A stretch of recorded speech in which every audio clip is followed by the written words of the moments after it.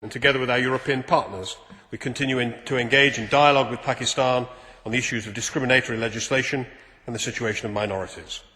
Freedom of religion is a fundamental human right, and we will continue to voice our concerns to the government in Pakistan.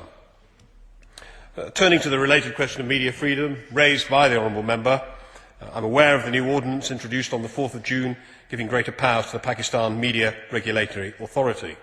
But this ordinance was suspended on the 6th of June. I don't think the Honourable Member mentioned that, and subsequently revoked. In response, EU heads of mission in Islamabad reaffirmed the great importance which the EU attaches to freedom of expression and freedom of the media as crucial elements for a successful democratic process, and welcomed the government of Pakistan's decision to suspend the amendment. They expressed their confidence that further steps will be taken to safeguard a political climate in which freedom of expression and the media is respected and which is conducive to free and fair elections. Freedom of information is essential to economic and social development and stability, and we actively support the evolution of a free and fair press in Pakistan. Turning to democratic institutions, in Malta in 2005, Commonwealth heads of government welcomed the progress which Pakistan was making in restoring democracy and rebuilding democratic institutions. It is important that Pakistan continues this transition. Strengthening democratic institutions and promoting freedom of expression are vital steps in countering extremism and promoting an environment of tolerance. The United Kingdom's Department for International Development is working in partnership with Pakistan to help develop its institutions and increase the accountability of the state to its citizens. This programme has 4 dimensions: public sector reform, representative government, access to justice and citizen participation. We also support major interventions underpinning the reform process in government. An important context for DFID's work is Pakistan's devolution reform, which was announced in March 2000 by President Musharraf. A distinctive feature is that it aims to deliver justice at the doorstep, including moving beyond public safety and the recognition of basic human rights to political and administrative justice. Other interventions include support to tax administration reform, reform of the Federal Bureau of Statistics, and a package of district-level reforms in Faisalabad district.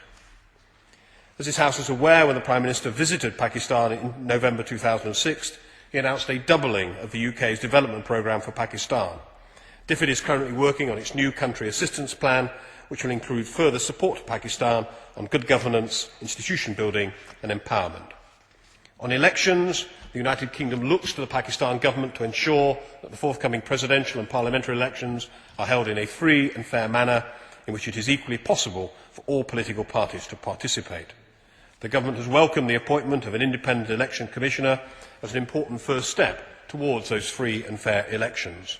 We are supporting him and his team in their efforts to provide those free and fair elections and to strengthen the role of local election monitors.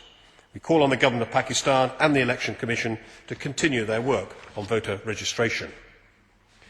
In January this year, DFID announced that it would be giving £3.5 million to support the electoral process in Pakistan. The money will be spent in a number of areas which are fundamental to ensuring a successful electoral process. These include voter registration, training of polling staff and party agents, voter education, and ensuring maximum citizen participation in and oversight of the electoral process. The funds will also provide support for a group of international observers to give an objective analysis of the conduct of the elections. The Honourable Member for Bethnal Green and Bow has mentioned President Musharraf's dual role as Head of State and Chief of the Army Staff.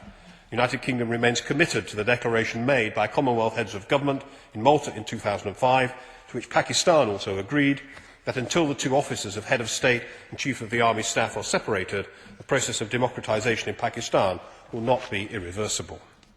In conclusion, Madam Deputy Speaker, I would emphasise that the United Kingdom has a long-term commitment to Pakistan's future.